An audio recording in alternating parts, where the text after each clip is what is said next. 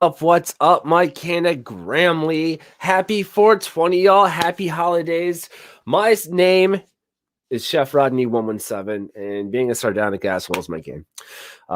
So to all my fellow tokers, jokers, and smokers out there, hello, hi, happy holidays, X, Y, and Z. Now, a little bit about me. I love to cook, write, and smoke a lot. What interests me is my insatiable appetite for the world and universe around me. In this case, y'all, cannabis. So come join me for some even more meaningful conversations and while we're talking about with some of the most influential pioneers and just people in the cannabis industry today.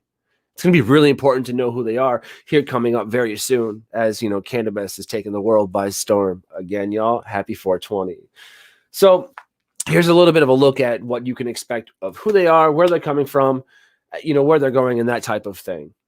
We here at the Daily Chronicles have created 5 W's to help you figure this out. I mean, who doesn't like a little W now and then, right? Right. So let's get into it. This is the Daily Chronicles coming at your faces, y'all.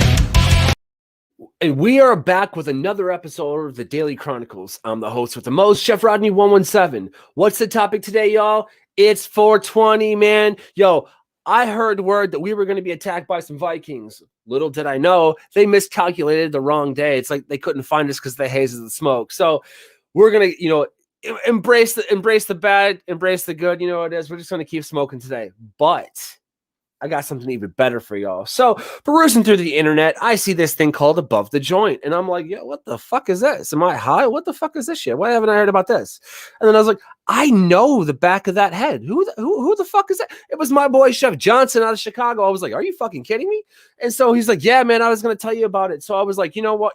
Let's blaze up. Let's talk a little bit more about it. And at the same time, our own producer, my good friend, Patrick McNeil, was like, yo, you see what TA's doing? I was like, fuck, man. So I was like, you know what? Screw it. Let's have them on. I don't see no Vikings in sight. So here they are. Without any other further ado, Patrick McNeil and my boy, Chef Johnson from Above the Joint. How you guys doing this morning?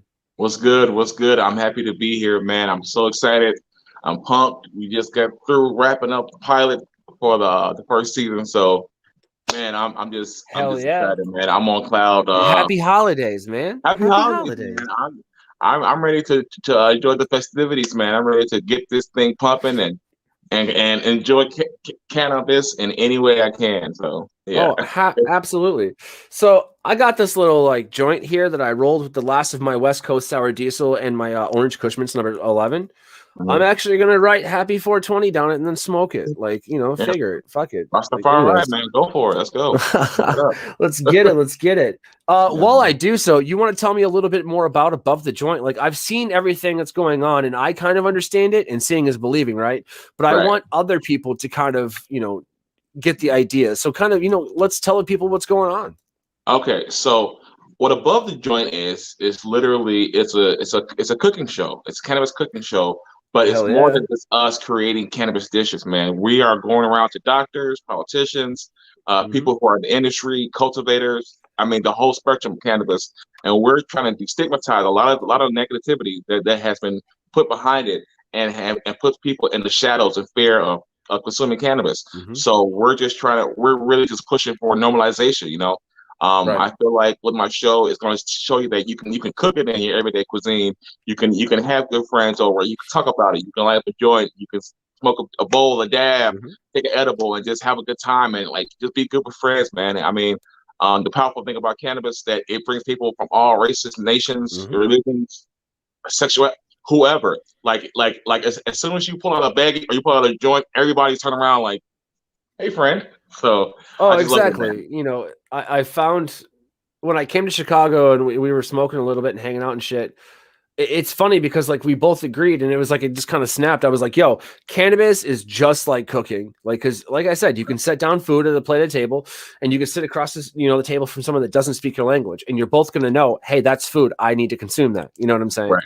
It's the exact same thing with cannabis. You're going to put it down. Someone may not know what it looks like. Okay. They might pick it up and smell it, but watch what they do afterwards. It's going to be the exact same shit you do. You know what I'm saying? So, I mean, that's why I like it. And if you can put weed in food, it's insane. I don't know. I don't know what happened to his little, his video live. He kind of went out. Well, he'll come back. He'll be back in a minute. He's always busy. He's always busy.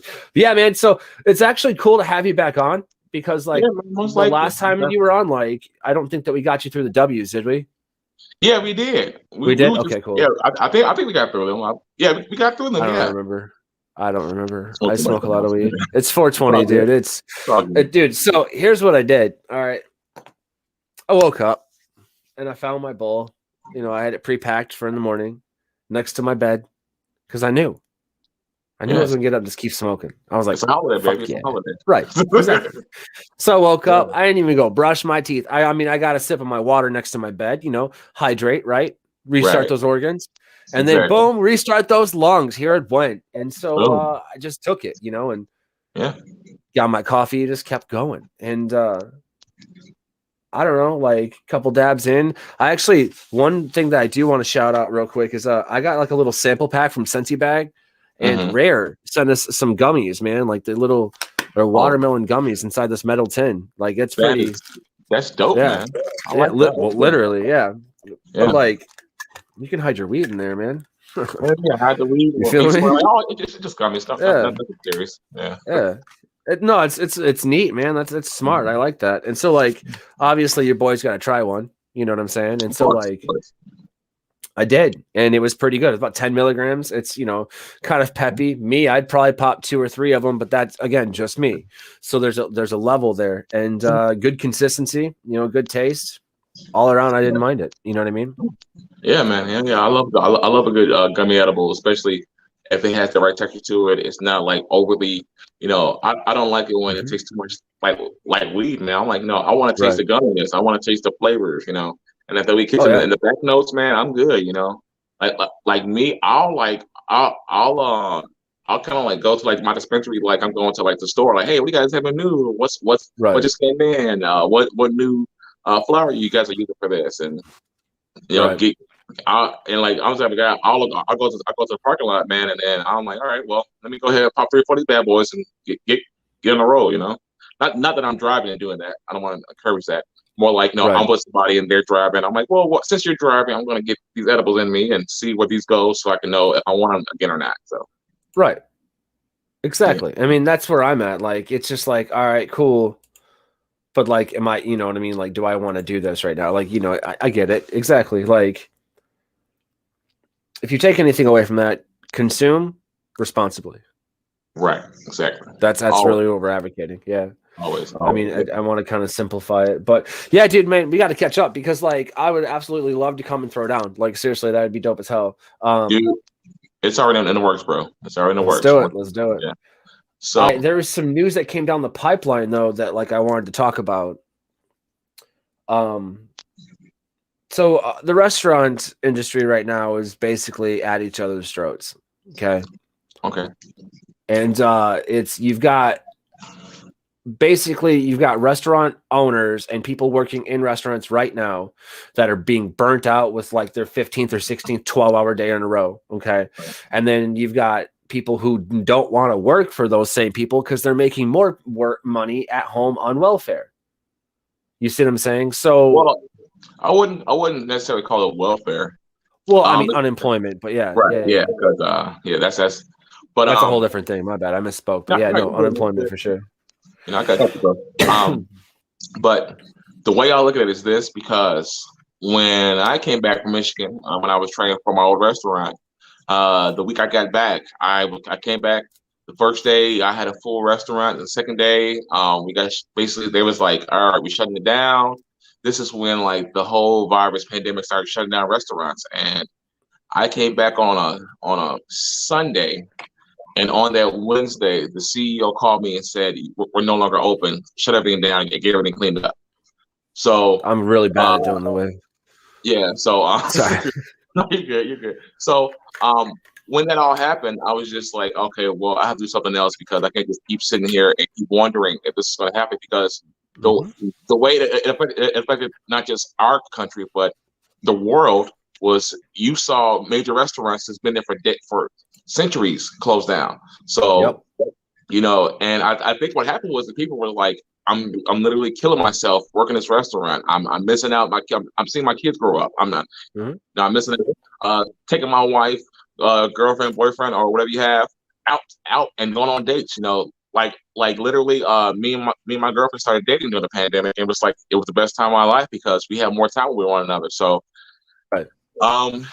I kind of get where the restaurateurs are coming from, but again, it's like, if you don't treat people right and perpetuate a trauma-filled industry, you're gonna burn people out, and people are gonna just, like, I've never seen so many chefs stop being chefs. Oh yeah, it is. So yeah, I agree with you 100%. And like, my perspective on the whole thing is like, all right, you've both got valid points. However, I want to look at like the entire case in point. So one side's been saying the same thing for fucking years, and the other side's like, yeah, fuck you, I don't give a shit. So first and foremost, let's put it this way: restaurants really aren't going to go anywhere. You know what I mean? They're always going to be there. That's what we're trying to say. You know, there's always going to be somebody cooking for somebody else. That's what happens. Okay. But that's a threat. That's being attacked right now, because we can't settle this and fucking not unionize, but come together and like you fight against the power, you know, the shit that's going on. Right. So the employees of, you know, there's not a lot of money in working in kitchens. Let's face it. Okay. But there should be. You know what I'm saying? The only reason that the owners don't, you know, pay their kitchen a good wage is because then they would have to charge the customers more. Right. That's not my fucking problem. Not to mention, honestly, to tell you the truth, if the cost of living is going up, that means your prices are going to need to go up to reflect that as well. You understand? Right. That's how the economy works. That's how finances work. That's how money works. I mean, come on, man. You cannot survive by yourself as a solo single individual and be able to put a little bit of money away on less than anything than $36.84 an hour. But federal minimum wage is just now trying to make it to $15 an hour. You see what I'm saying? Yeah. So there's that. In addition to that, okay, that's half of what it would need to be. So they're still controlling and containing our wages. Now, well, what's the, you know, how to solve that? Well, you go into business for yourself, right? I mean, we've kind of learned to do that a little bit, you know, et cetera, et cetera. But like at the same time, you know, that shit's not cool. You feel me? You're going to realize that any chef making good money throughout his life isn't working just one job. He's working 2, 3, 4. He's got side hustles. He's getting that money. You understand? Any successful chef got there by cooking, yes, but they didn't finish, you know, they didn't continue to cook, if you know what I'm saying. Sorry, you were saying? So I think that because also as well, we have to look at that we lost some great people last year and lost people this year who are in the culinary industry, and it made us look at what we're doing to ourselves. You know, I saw a lot of chefs just kind of leave. I saw some chefs say, you know what, I'm going to a whole new industry in full. And then you have the green wave. And what's the green wave? Every chef, cook, home cook, all of a sudden wants to do cannabis cooking. Yep. Because that's where the money's at. Yeah. I'm not knocking you if you want to do that, because I believe in, hey, go do that. Yeah. But if you're just doing it for the money and you don't know what you're doing, and if I ask you, what makes you want to, do stuff like cannabis and weed, whatever, and you tell me weed is weed and I just want to get people high, you shouldn't be in this industry. You shouldn't. Yeah. It should be people who are like actually caring about the consumer. You don't want to get people too high. You don't get people too out of their mind when they're trying to have experience, especially if you don't know their tolerance level or you can't properly gauge it. So, and all that in respects to the restaurant industry, I think a lot of people was like, you know what? Why are we killing ourselves? Happy 420, y'all. You can't fucking see it because my light is too bright, but it's happy 420. This is delicious. Sorry, you're absolutely right. Yeah, and it's just like I think a lot of us was like we've been killing ourselves, like the life expectancy of a chef is very short. Oh yeah. And it's like you hear chefs dying at 60 and 50, and so I'm like, I kind of want to live longer so I can watch my kids grow up and have grandkids and not have to die early. You know what I mean? Like, I want to live a full, long life. So, personally, when this happened, I was like, well, I have to do something different. I have to, go a different route because, I don't want to go back to a restaurant and all of a sudden we don't know what's happening with the weight. We don't know what's happening with the pandemic. We get shut down again. Exactly. We go back down to 25% capacity. So, it's a lot of mixed feelings out there, and what I don't like to see is that you have certain chefs saying, "Oh, well, you're on unemployment, blah blah blah. That means you're lazy." I'm like, no, that probably means that I don't want to be in that, but I need some money. So therefore, if I do go to a different field or do a different job, whatever, I have some type of something to sustain me until I get there. And so here's something to add to that real quick, if I may. And like, there's a lot of chefs out there that are going back. They don't have any other option. You know what I'm saying? And their unemployment ran out. That's this and that and the other. They had to go back. They were forced to, and so they go back. Right. With that, they get paid a little more. Their owner's like, listen, I can help you out. Oh, bitch. So when I asked for a raise 2 years ago, you ain't got it, but now you got it. Okay. You know what I'm saying? Yeah, like that's some fucked up shit. It is. And I think the restaurant industry got exposed for that a lot. You see people like, not to throw shade on anybody, but I mean, if you get people like Thomas Kelly who has the First Laundry, and I understand everybody took a hit, but I'm trying to figure out why you're getting all this millions of dollars, and these small time restaurants who probably could cook better than you are get skipped over because of the distribution of the PPP or whatever help is COVID help is out there. So it's like a lot of things got exposed. A lot of people were just like, you know what? Why am I killing myself for people who are trying to just fill their own pockets? And that's why you see people who are constantly hiring. Nobody wants to stay there. Because think about it. Why am I going to come here and deal with all this crap, kill myself, burn out my back, kill my feet, my legs, and get yelled at and deal with people who don't understand what it means to go to a restaurant over a check that I was getting sitting at home, being with my kids, sitting at home, actually going out and being able to be outside when the sun's up and not be there from dark to dark, at a restaurant. So. Right. I'm actually, it's funny because we were talking, like, you and I talk almost, I wouldn't say every day, but like a lot. You know what I'm saying? It's like every other day at the most. Right. And so like fucking, I'm writing my book. And so in my book, I'm doing a chapter. It's the day that dine-in became illegal. Wow. Yeah. That's heavy, isn't it? That's my point. So like, that's intense, man. But I totally get it, so. Well, that's just it. Like, a lot of people think, what? It wasn't illegal. It was, though. You know what I'm saying? It really kind of was, because if you went out there, the police in some areas, not all of them, but some areas could forcibly remove you and make you go home. You know what I'm saying? Right. And so it's like, dine-in became illegal. A lot of places still aren't even doing dine-in. It's either curbside or that's it, or they'll cater, but that's it, And so it's like, I feel bad for everyone. That's the fucked up part. Right. My heart's loyal to the industry. My heart is loyal to the craft. I'm the same sardonic asshole as everybody else. Listen, I'm a piece of shit too. But at the same time, if y'all don't see what's going on right now with this conflict of just the kitchen industry, that's happening across the board, y'all. You see what I'm saying? Now, imagine this. Let's say that all of these other jobs that they realized, hey, they can work from home, you know what I'm saying? And people work from home. That's awesome. That's fantastic. And then they're like, you know what? From now on, just work from home. You know what I'm saying? All right, cool. That's awesome. I love that. But you got to understand that a lot of those people may not go out to eat. So we may not have, a lunch rush anymore. Yeah. That could affect it. This affects everything. And so I'm really interested to see where this is going to go.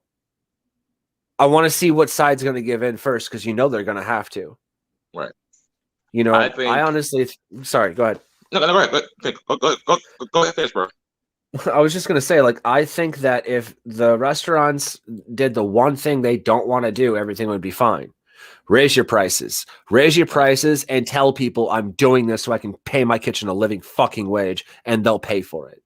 Right.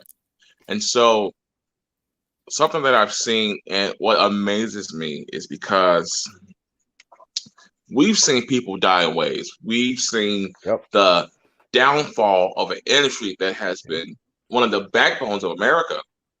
Kitchens, I think we saw at least 100,000 restaurants disappear. And so to see all that devastation and to see how it's affecting the world, and people still come out and act like before it all happened, like, what the fuck is your problem? If I'm sitting here and my life savings is in this restaurant, and I'm trying to get back open because we've been shut down because the government says you got to close down. Hey, COVID, we don't want anything like that. This is a pandemic. People are still dying from this. People got to understand that this is not slowing down as much as we thought it was going to be. There's more people dying now than there ever has been. To come into a restaurant and to tell me that I owe you this copious amounts of respect because you're spending what, $40 here, and I get that because cash is king, but I think people like it's a mindset that of like entitlement. Like no, like whenever I go out to a restaurant, if I go with my girl, whatever, I'm patient. I'm like, hey, look, don't worry about us. I'm not going to. If you weren't patient before, you're patient now. Right, because I've been, Rodney, both of us have been on the other side of that. We've been in it where you're getting your ass handed to you. You're sitting there and you think your tickets are done, but you get all these tickets, and every ticket is people who have tried to cook at home and like, oh well, I want this, and this, right? But get mad when you charge them for that, but then threaten you with like a bad Yelp review. I'm like, no. So it's not going to happen. Or do you think that like the convenience of fast food has kind of tainted or like ruined the way that cooking and restaurants should be? Absolutely. And I'm not saying to knock anybody, but you can't come to a steakhouse and order a tomahawk medium well, which you shouldn't have anyway, but a tomahawk, and think this would come at the same time as a Whopper. Like people kill me with that because they're still in the feelings of, oh well, I'm customer, so you should get it out to me quicker. Like no, because then you'd be mad. It's messed up. So, I really hope people kind of like get out of that entitlement and kind of like start loving on these restaurateurs, people who have these small mom and pop shops. Why are you not leaving an extra tip? Right. Like I'm in these groups, whatever, hospitality, and people aren't tipping at all. They're not doing anything. I'm like, I get it because the pandemic and financial situations, but bless somebody. You know what I mean? Yeah. Like if you were a server, bro, and I see you getting your ass handed to you, hey, bro, I know my bill was $40, but here's an extra 20 or 30, right? Because I know you're having a bad night, and I want to bless you because this may be helping you out. I never know what it's going towards, but it could be helping you get through the night, and then also have a will to keep going on. Mm-hmm.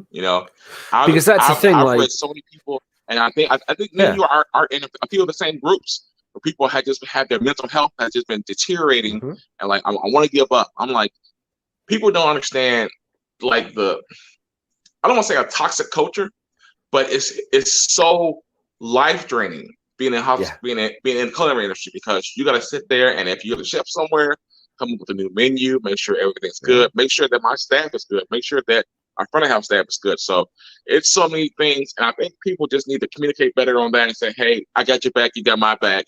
Let's have a great experience. Yeah, 100%. And I think what one of the biggest issues is being in the restaurant industry is an immensely thankless job.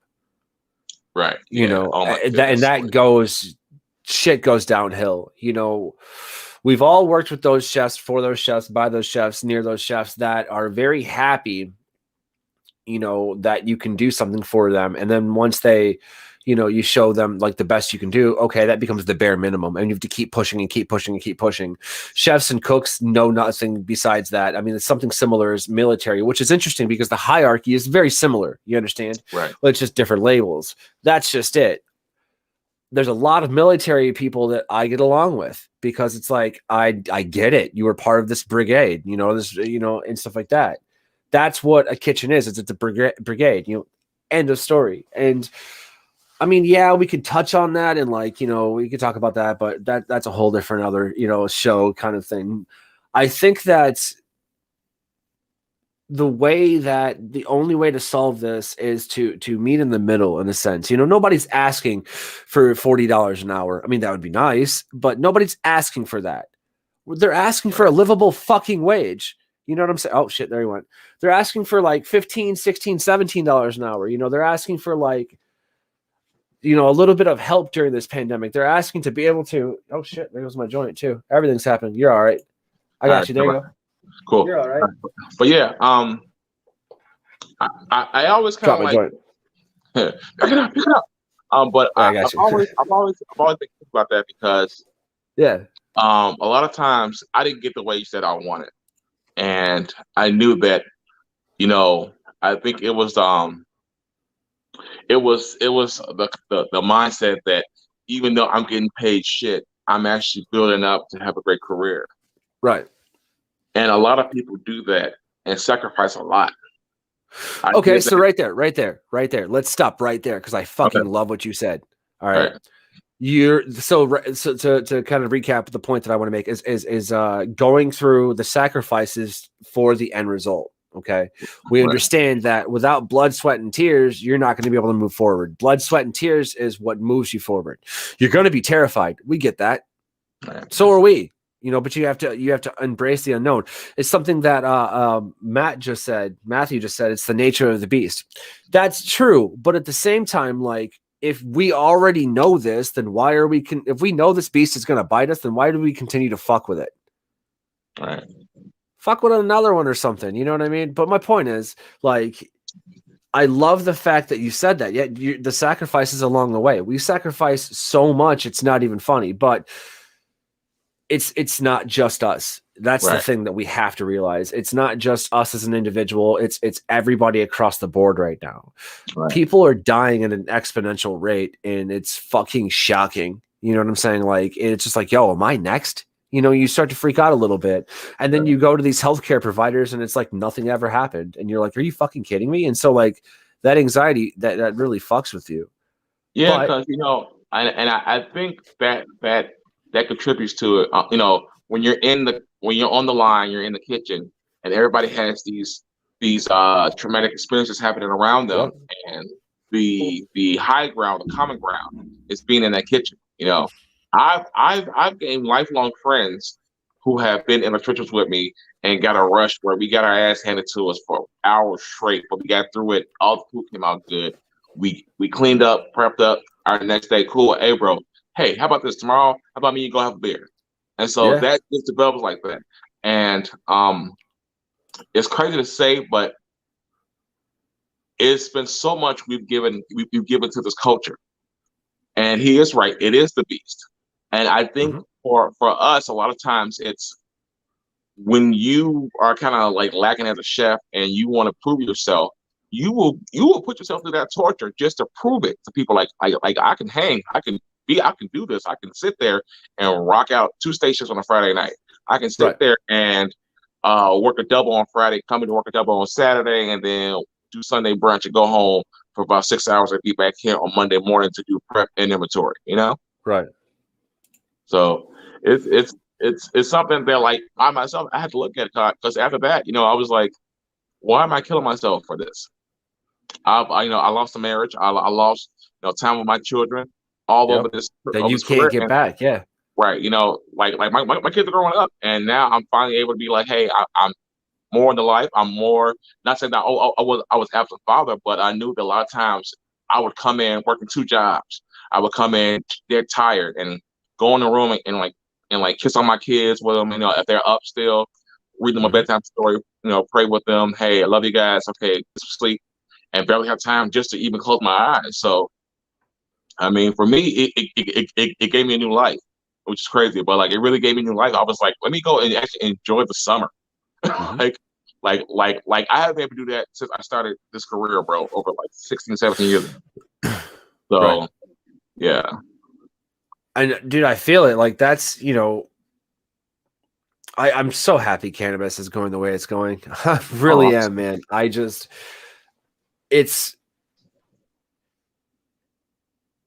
good. It's really the only thing that I can say is good.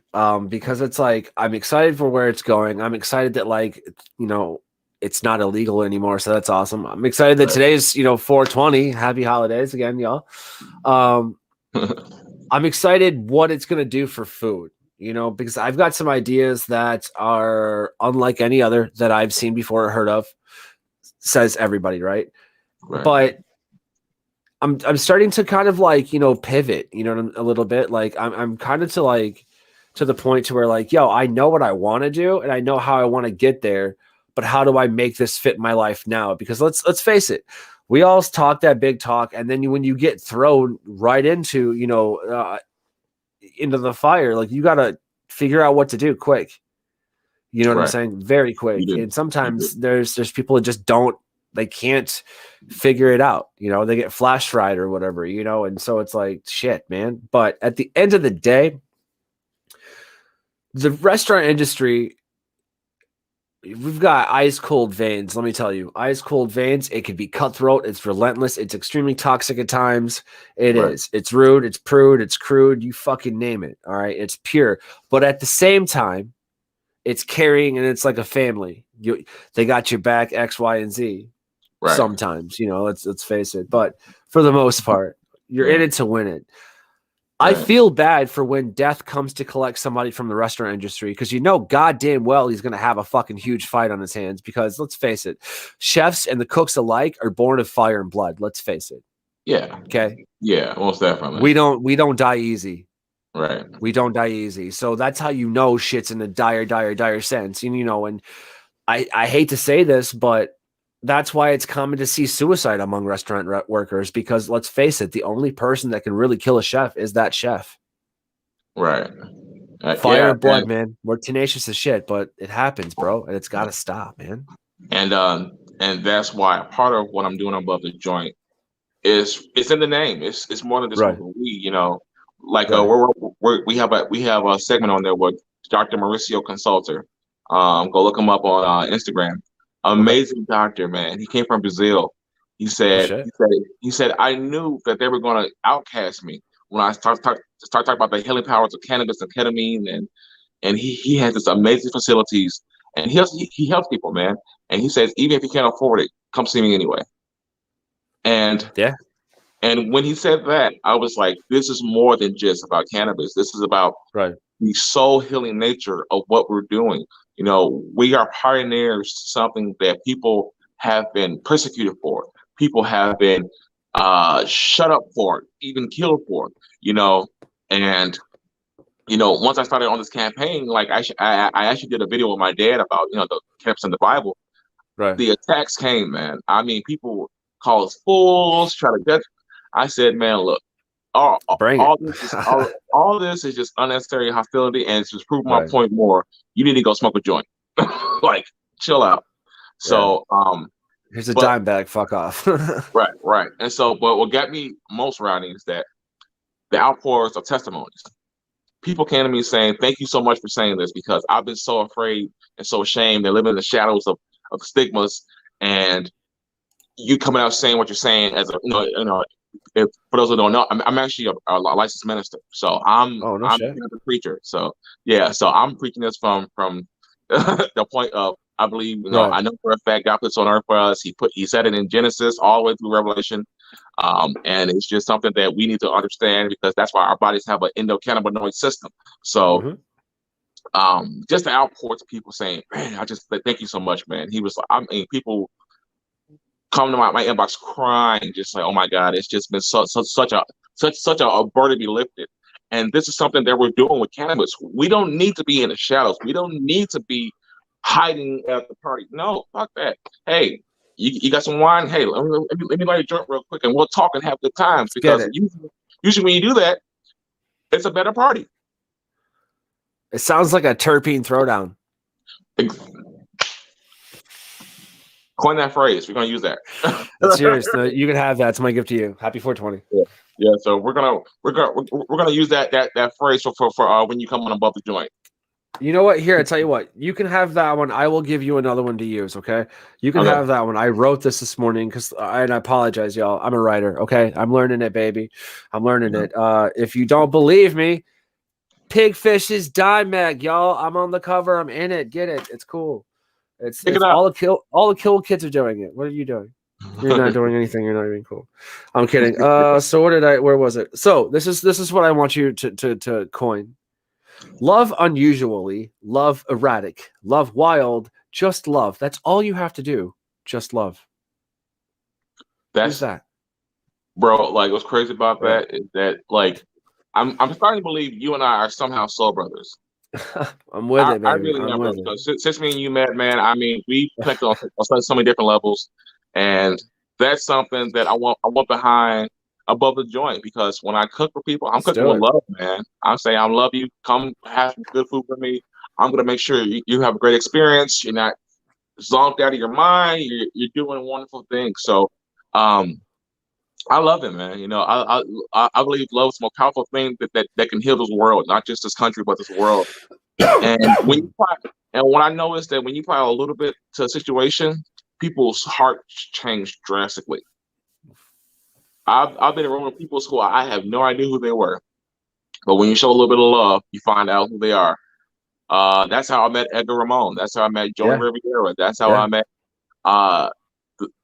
Danny Espinosa. Shout out to him. And what's going on with him? I know that he just had it. I think his wife's pregnant, and he's been doing some awesome stuff with the COVID. And if you're in Chicago, go to Santa Masa or whatever. Santa Masa, yep. Yeah. So those people who I met, and they just showed me love and was like, "TA, you with us?" I'm like, all right, let's smoke one and cook something. So exactly. Yeah. Let me tell you this: Danny Espinosa and his wife. Hey, again, congratulations, y'all. They got a little one on the way. I know he's happy. Give Benny some scratches for me. I bet you he's big now. I bet you he's big. Oh, he's huge, yeah. Last time I was in Chicago, we was driving from one spot to the other, going to get food because they were showing me the joints, and then they were showing me the joints, if you feel what I'm saying. Right, and, I was hanging on to their dog, and he just straight knocked out. He was slumped. I'm like, shit, all right. Like, damn, all right. I guess he's going with me, guys. No, I'm kidding. He's a little Labradoodle. Manny's my boy. But Danny Espinosa, huge shout out, man. Huge shout out. He taught me that even in a pandemic, really, really, really, really, really good tamales can be used as a form of fucking currency. Yeah, I remember you talking about that story, man. That's some crazy shit right there. Because that speaks to how powerful when you put your love into food, how it could become a currency. Yeah. You know, it could become a currency, and then with the right person, it become an aphrodisiac. So it's very dangerous when you cook great food like that, great flavor. So absolutely. Danny knows what he's doing with his company. I remember first time I went over to there. He was like, "Come back, get a bag." I'm like, "What you mean?" He's like, "Come back, get a bag." Right. I go up there, and it was so funny because I'm like, "Hey, I got a bag for Tim Johnson," and he was like, "I don't know who that is." And so Danny wasn't there. And Danny called me. He was like, "Oh, my fault. We got you up to TA." So this is when I first came out to TA. So he was like, "Oh yeah, I got you. Don't worry about it, man. I got you real quick." So he comes out. It's this big. It's not like a little small. It's like a big brown bag. It's like, boom. And my girlfriend took most of the food out of there. So I think she owes me a tamale run because she took like 3-4 tamales, most of the pozole. Like I was like, man, like this is my name on the bag. Why you taking all my food? Like, but she's like, I ain't read. Right. So yeah, and it was just like it was like he didn't have to do that. He didn't have to sit there and show me that love. And he did that, and I was like, Danny's forever in my heart. Yeah. I would love to kick it with him again. We haven't been able to because of COVID, whatever. But once it's all said and done, bro, we need a big party. Oh, for Everybody, sure. of course, social distancing, of course. Yeah, But it's just, it was so heartwarming, and to see the people extending out to you like family. So I'm forever grateful for Danny Espinosa and his family. So let's shift gears a little bit and talk about what's going on in Chicago, because I'm sure that you're going to have Danny Espinosa on Above the Joint. Oh, of course, yeah. It's not the question. Yeah. Probably a little bit later after the baby, but it is what it is. But Above the Joint, man. So I've been thinking about it. Like, who came up with that name? Where did that come from? That's interesting. Crazy thing. So all right. So I'm gonna give you the timeline. My cousin is very close with the executive producer for CAN TV. He says, "Hey, cuz," he's over here talking with mom. He was like, "Hey, they're looking for a cooking show right now on the network." And I told them about you, and they were interested. I said, "Okay, well," Nice. I said, "Okay, well, I have one condition, cuz." I was like, "What's up?" He was like, "I got to be able to cook with weed. It has to be a cannabis cooking show. Otherwise, I won't do it. I'm not going to sit there and fake the funk. This is who I am. This is the type of chef I am." Within 24 hours, that man called me back and says, "You have a show." Oh shit. So I was like, okay. So me and Mars were like, we got to come on name the show. Right. Like kind of like, she was like, why don't we go to our friends and create a group? And, you know, and so I was like, hey guys, and I kind of threw it in like a Jedi mind trick. I was like, if you were to do a cannabis cooking show, what would you name it? So all these names came, like Doobie this, Bud and Breakfast, whatever, all these other names. One name stood out to me, and it was The Joint. I was like, that's it, The Joint. So at first it was called The Joint.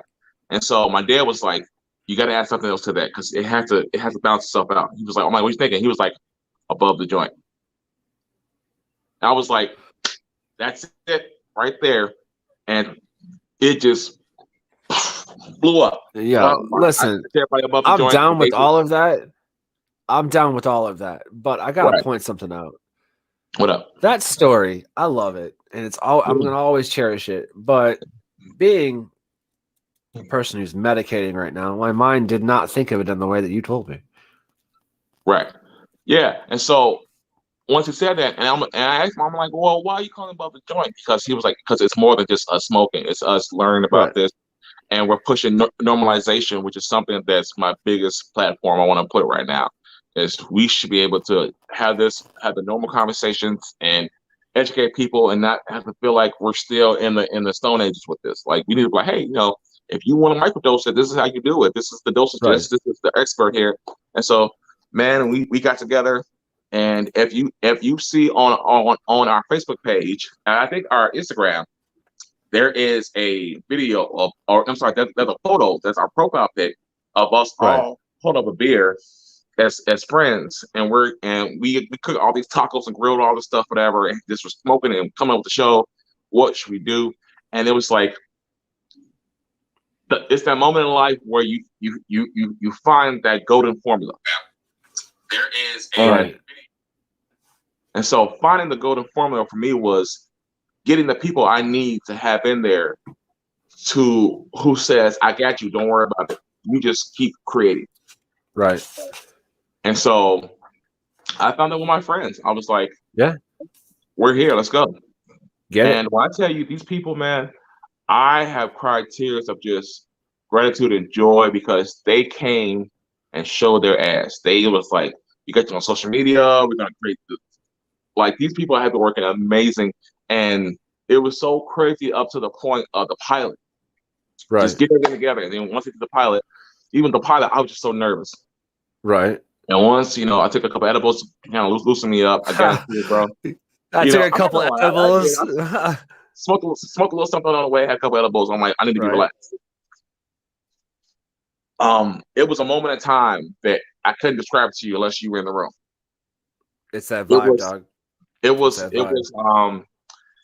was knowing that all this hard work we've been doing is finally paying off. Me as a chef, it validated me as a chef to know all these years I was denied. I've tried to do multiple shows. I've worked multiple. Yep. And so to get that one crew, it's like these are my friends until the day they put me in the ground, and even then I would still cherish them. And so it's just been amazing, man. I mean, the response, people I know in my life who I was kind of scared, I was like, hey, yeah, I'm cooking with weed, have showing tremendous love. Like I called you, I was like, bro, I got a show, and you just like it was so powerful because you celebrated for me. Yeah. And I mean, I celebrate everything. But you know what I'm saying, though, because in this industry it's so cutthroat, bro. But somebody said, bro, like, I'm proud of you, this and that. And then when you told me all you got going on, I'm like, bro, like, bro, you know what I mean? Like two dope chefs who are just really making a name for themselves and pioneering the new wave of learning and normalization. So, man, we're trying. Man, I'm still on cloud 9 from it, and this is only the beginning. So if this is my beginning, man, I'm just trying to figure out how many networks I want this on, or if I want to do my own network. So yeah, no, dude, I vibe that. Like,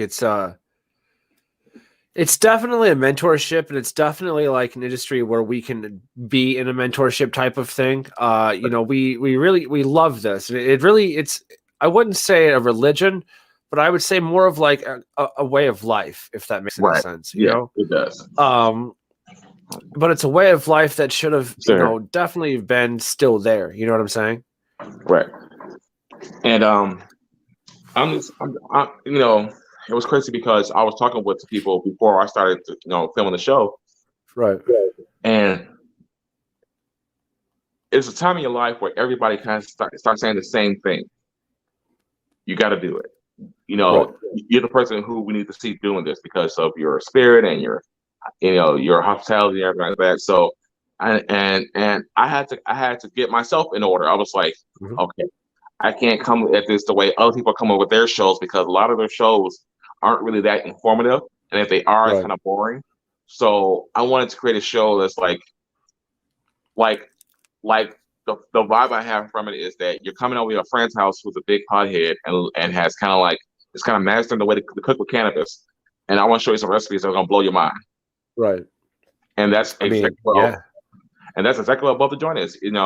It's things that you would never expect to come out of it. They gave me a tonic. I made a charred citrus vinaigrette with Swiss chard in that tonic.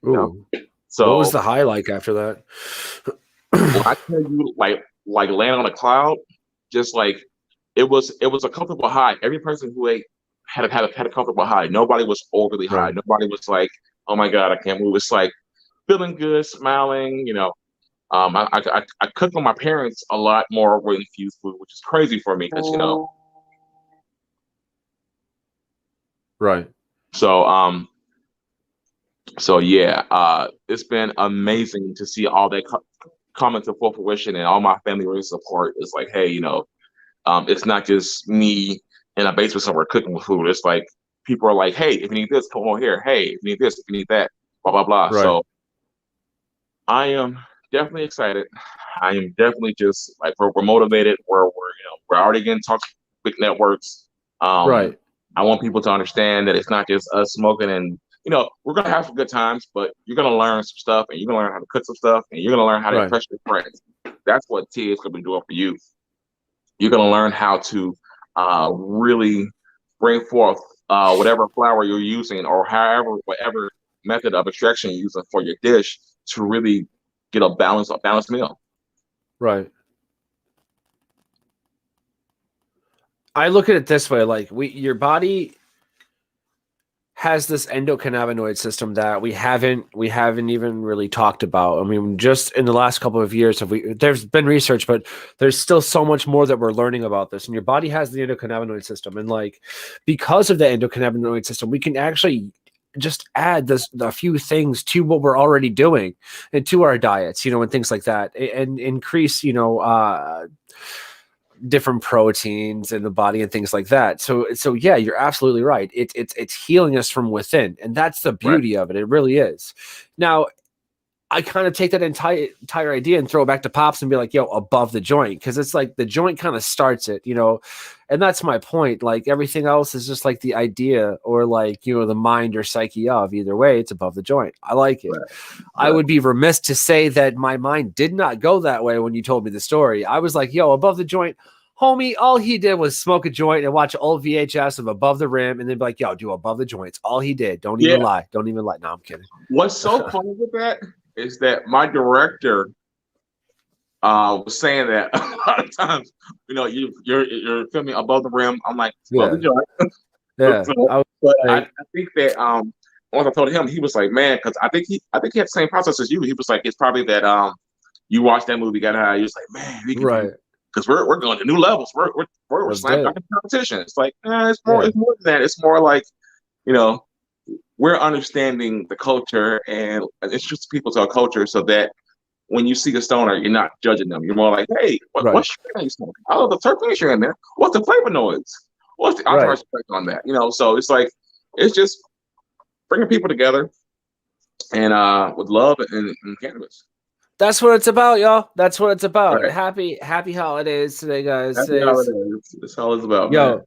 All I gotta say is 2 for 10, 4 for 20. That's it, baby. That's it. You know, and so that's like, oh man, there's so many different ways we can go with this. I really just hope that we can figure it out here soon, because otherwise we're just going to keep fighting. That's really what it is. And it's not fun fighting. Nobody wins. You know what I'm saying? I've got people who, you know, thought were friends are now like just, you know, being assholes, and people who I thought were assholes now being my friends. So it's like, I don't know anymore. But what I do know is like, I just keep smoking weed and the shit just keeps working. Pretty much. That's like, that's, you know, that's what that's the gist of it. Yeah. And it's, you know, it's, I just can't wait till everything opens up again. You're going to see them, you know, it's just going to like, it's like the Hoover Dam bursting, bro. It's going to happen the way it's, if you will, naturally supposed to happen. And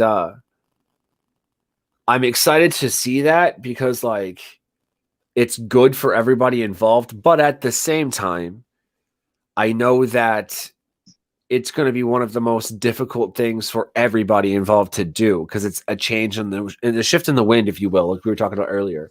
Right. And the question is, like, if your course is going that way and the wind shifts the other way, you're not going to end up at your destination where you want to be. So you have to know that and kind of, you know, navigate accordingly. And that's what it's about, y'all.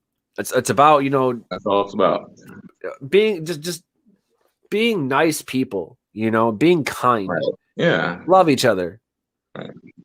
You know, it's love's always going to win. I don't give a shit who you are. You know, you can be the most stout, portly, like muscle bound bastard in the kitchen, or like, you know, the biggest bodybuilder in the world. And at the end of the day, yo, you got a heart.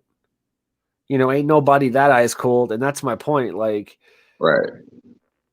the world is being really, really, really pulled in different directions right now. So it's really, how are we going to get kind of past this type of thing? Well, what we're going to do today is we're just going to smoke a shit ton of weed.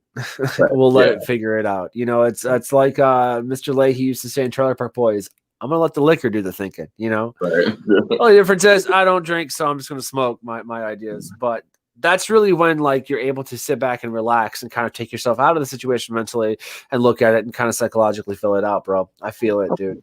Of course. Ergo being above the joint, for sure. Exactly. What do you got planned? Like, you guys are like, you're just going to kind of like take off and just start cooking in different cities? Or you're just going to keep it local? What are you going to do? So right now for season 1, we're going to probably keep it local. We're going to highlight Chicago because there's not really many shows that or there's not even a show that highlights the Chicago cannabis scene or the Midwest cannabis scene. So this is why we're doing Above the Joint. And there are shows out there, but they're not of the caliber that we're doing. And you know me, I never take the road that's more beaten. I always go the grassy roads. I always find a different way, you know. You take the path less traveled, Robert Frost. Yes. There we go. So I'm excited, man. I would love to and I was talking to my team. I was like, this is gonna be a world tour.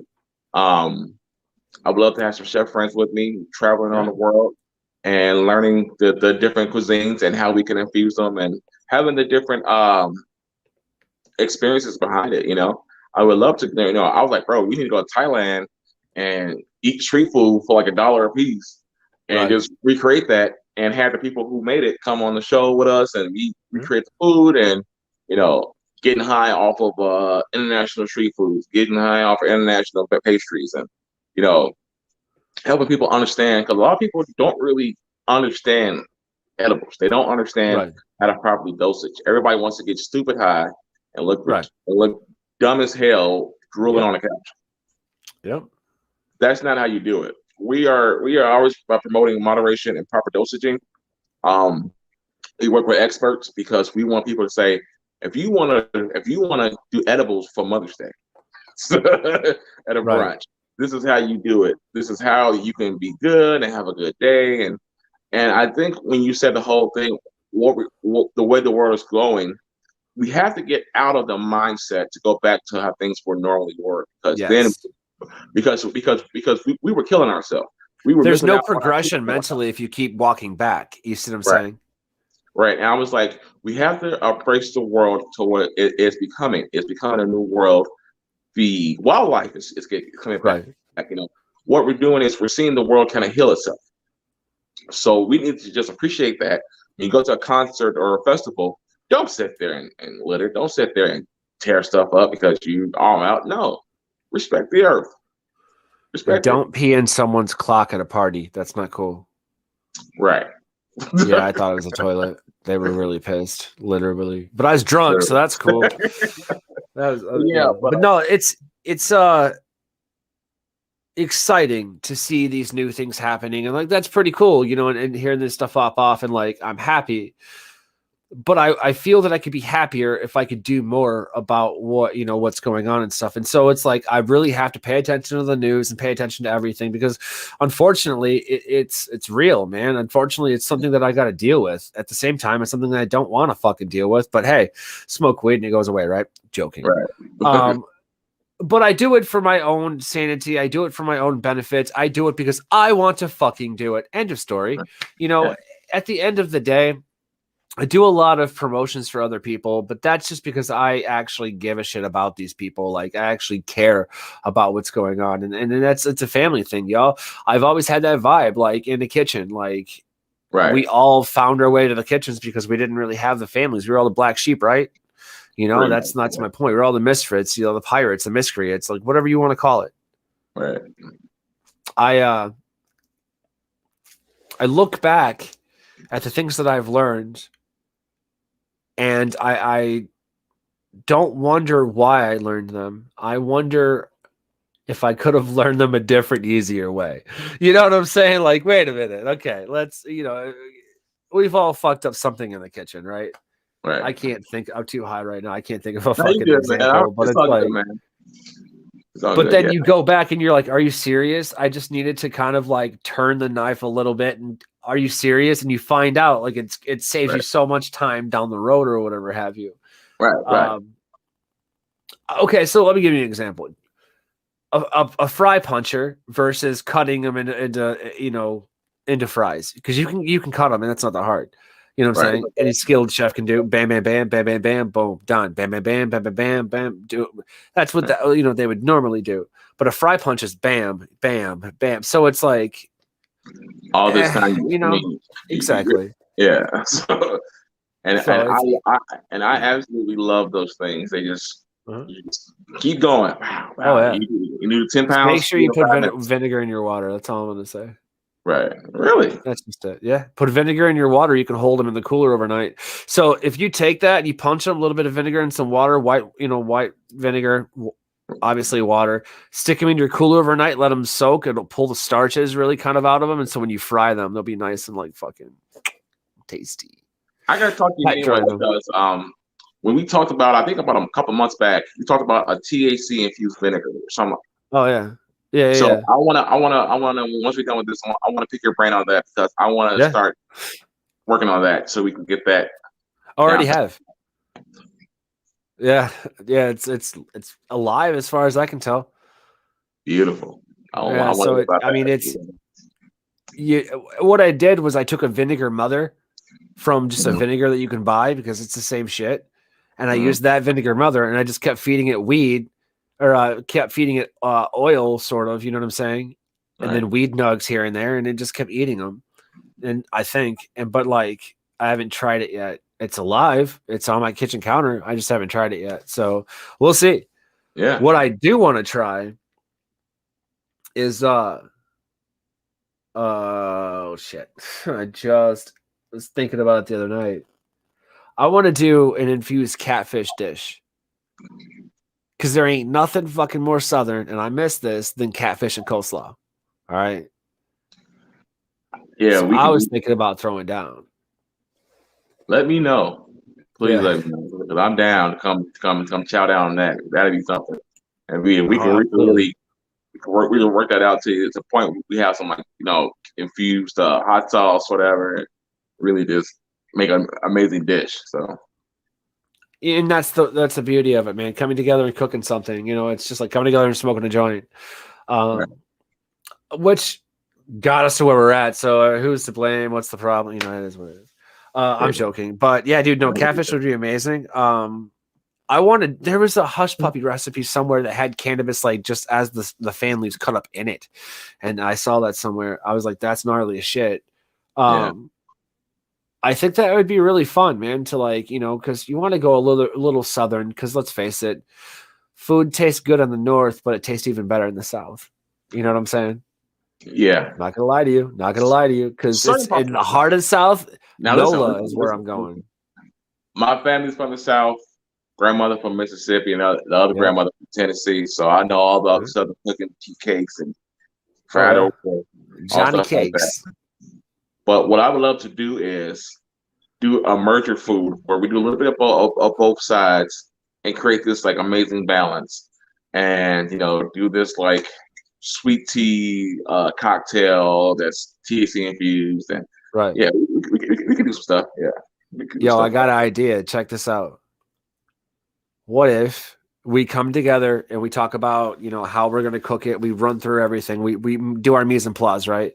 And then one of us starts it, and then like a timer goes off, and then the other one has to jump in and finish it. Ooh, I'm down. Yeah. Because if you think about it, it's just funny. And then the timer goes off, the other person has to jump in and finish it. You know what I'm saying? Right. And so you are collaborating, but you're really challenging yourself. And don't forget, you're going to be watching what's going on. You know what I'm saying? And it's like, all right, and go. And here's the cool thing. To show that it's not a competition, the other person so let's say you started and then I jumped in, right? Right. When I jump in, you can still be like, dude, remember this, remember that. You can still call it from the line. You feel me? Right. Ooh. Yeah. So you're like, hey man, watch that. All right, bet. All right, heard. Cool. Yo, I dropped this. All right, heard 5 on that. You see what I'm saying? So the communication's there. That's what I want to teach people. You see what I'm saying? And then you're like, all right, time's up. Switch. Boom. And then you're like, all right, bet. Remember this, guys. And that's my point. That shows the camaraderie in the kitchen, the communication, and it shows that compassion. Watch what happens to that dish. It'll be 10 times as better. Amazing. That's my point. You know what I'm saying? Yeah. And here's the thing. At the end of it, so you do it out. At the end of that, you have each chef plate it. Because they're going to plate it differently. You already know that. You understand? Yeah. But you've already talked about how you're going to plate it beforehand, so you have an image of how you would do it in your head, and that's fine. But the cooking process should be about the same. You understand? That's my point. We each should know how to do that. Jump in, fill in, jump in, and it's proof that you can throw a chef in any line, and a good chef will be able to flow with it, X, Y, and Z. Right. Communication, the whole 9, end result. Watch though, each plate's going to look different, but there's going to be similar, in balance. That's my point. That's just as we pre-cursed it out. I'm excited for that. Yeah. Yeah, dude. No, fucking. I got a Canadian glass company. I can't drop their name just yet. There's a few more papers to sign and things to talk about and figure it out and stuff like that. But some 420 news. There's actually a company that wants up in Canada that wants to sponsor me to do a cooking spot that's going to be pre-recorded and episodes and things like that. So I absolutely, Yes. absolutely disagree with Anthony Bourdain when he said that all cooking, those TV air fryers and the such, he's like, they're all garbage. Most of them, he's not wrong, but I gotta tell you, dude, the air fryer that I have has literally saved my life. I'm not gonna fucking lie to you. Okay, I know he's turning over in his grave, and that's fine. He was buried upside down anyway, so the world could kiss his ass. So it's finally, we got it back. But the point is, Right. I saw a recipe that's you can make donuts out of biscuit rolls. Like you just pre-made biscuit rolls, make your chocolate sauce, throw it on the top. Well, I'm going to infuse the chocolate sauce and hit it with sprinkles. I can do this live. It take less than 30 minutes. It takes 6 minutes to bake those. Yeah. So if I sit there and walk people through the recipe, teach them how to do it, throw it up on the screen, we're going to edit this shit. So we're going to do that. How can I infuse this food and da-da-da-da-da. Easy. Ooh. I'm going to film it in my brand new fucking kitchen, and then we'll go from there. So yeah, man. Yeah. That sounds like a massive collaboration. You know what I'm saying? I'm excited. Not to mention, it's international already. That's pretty sweet. Yeah. So I'm excited for it, man. And all I gotta say is this, bro. Let me know when you need me to go get what I need to get, and I'm out there with you. I'm totally in support. Even if you want me just to be your sewer prep, bro. I love you, and I'm always gonna hold you up to the highest thing because you have done the same for me. And it's been a journey, man, and we're finally getting to our moment in spotlight, and I'm so happy I'm doing it with you. So I appreciate that, man. Yeah, so man, so from the bottom of my heart and from above the joint, we love you, man. I can't wait to have you out here, dude. We're gonna do it up right. You're gonna come out here, and you might not want to leave. Yeah. So that's what I keep hearing. I've got a lot of people, overseas and in Canada and stuff. They're like, yo, if you come visit, you're probably not going to want to leave. And I'm like, well, shit. You know what I'm saying? So, but that's just it. We always have to find a way, to home is where the heart is, boys. Home is where the heart is. But that being said, y'all, we're getting to kind of, I'm getting the cue from the producer here, the light saying to kind of wrap it up a little bit. So we got to wrap it up a little bit. But I want to tell you guys real quick, this show was paid in part by LordVaporPens.com. Go check them out. There's some awesome shit going on. Exactly. 420 specials popping off. In addition to that, y'all, make sure you let me know. Go to pigfishdimag.com. Get yours mailed to you. Your boy's in there. It's in the back. Born to be Wild. I wrote it. It's pretty cool. Go get one. Anyways, I love that magazine, but go get one. You guys, today is 420. Okay, let's. Yes, please be happy. Let's de-stress. Let's not forget where this came from. Okay, a lot of people. This is your first legal 420. Embrace where that shit came from. Say thank you to the OGs. Tip of the hat, if you will. Smoke a joint in and for them, if you will. Peace be to everybody. Make sure you check out everything going on. You see what I'm saying? Be safe this 420. Don't eat 33 edibles. Go watch fucking all the shit on Above the Joint. Let me know what you think about it. Listen, go watch it. And when we do our pilot, we will be doing a release party. We'll be going live. We'll be working with a lot of chefs in Chicago. I'm so excited, guys. This is something that you're probably going to end up seeing on Netflix. I'm not even trying to gloat on myself, but Netflix. This is something that I've been pushing for years, and I'm so excited that I have the opportunity now for people to see from my point of view how cannabis should be done. And it's going to be amazing. You're going to have some amazing guests, some heartwarming stories, some people who are going to stir your soul. You may call me and say, hey, Chef TA, man, I watched your show. I've never done it before in my life, but, man, you have inspired me. If so, cool. You may even have a recipe. Say, hey, Chef, I made this recipe. Tell me what you think. Test it out. You may end up seeing your recipe on the show. Yeah, but if it's on the show, that doesn't mean that you do it. But no, I'm just kidding. No, but seriously, that's amazing, and that's the thing that I want to scream out, and kind of add to that. Like, people want us to do recipes. Like, I get recipes sent to me all the time. They're like, "Can you do this?" Yeah. Like, how do you know you could do it? Well, you just gave me the recipe. What do you mean? Well, that literally tells you how to do it. They're like, "What? What does that mean? Do you like Chick-fil-A?" Yeah. Why? Never mind. Like, That's what it's come down to. Never mind. It's Never just mind. like, good day, sir. Good day. I don't know, man. I don't know. I love everybody, but some people I'm just giving up on. There's just that. You know what I'm saying? I love them, but god damn, that's where I'm at. But dude, I appreciate you more than you know. I'm excited for this shit. Like, it's gonna be fucking dope. I'm gonna have a fucking blast. Everybody knows about it now. It's 420, y'all. We've got a bunch of different shit to do. Now, everybody's birthday was on 420, apparently. Now, the one thing I want to say, do it. I would love to have Mike Tyson, Snoop, Cypress Hill, or anybody from that OG cannabis family on the show. So if we can make that happen, man, that'd be wonderful. Well, I would love to, it's out there now in the universe, so the powers that be, let's make it be. Yeah. Appreciate it, man. Do it, baby. But here we are at the other end of an amazing 420 edition. Thank you again, Mr. Johnson, if you will, for kind of going through and talking about what's going on in the head of me today. We narrowly escaped the Viking attack because there's too much smoke because it's fucking 420. But my tokers, my jokers, and soakers, I'm Chef Rodney 117. As always, y'all, get it easy or get it sleazy. Either way, get it, y'all. We'll see you on the next time. Peace. Peace. Check the mic and make sure it sound right, boys.